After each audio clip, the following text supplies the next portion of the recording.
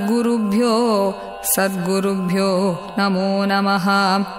ज्ञानवैराग्यसम्पूर्णान् हरिभक्तिपरायणान् पूर्वाचार्यानहं वन्दे सम्प्रदायप्रवर्तकान्।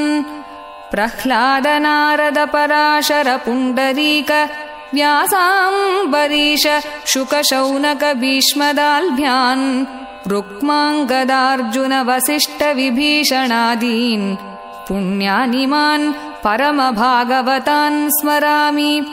काषाय दण्डकरकादिविभूषिताङ्गा वैराग्यभाग्यजलधे करुणानिधे त्वम्। संसारकूपपतितस्य समाकुलस्य बोधेन्द्रदेवा मम देहि करावलम्बम्।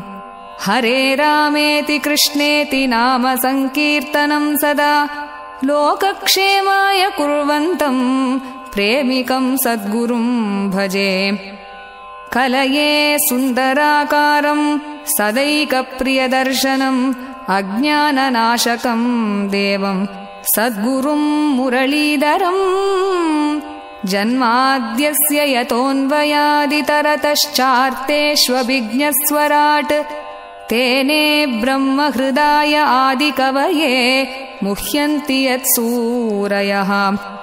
तेजो वारिमृदां यथा विनिमयो यत्र त्रिसर्गो मृषा धाम्ना स्वेन सदा निरस्तकुहकम् सत्यं परं धीमहि।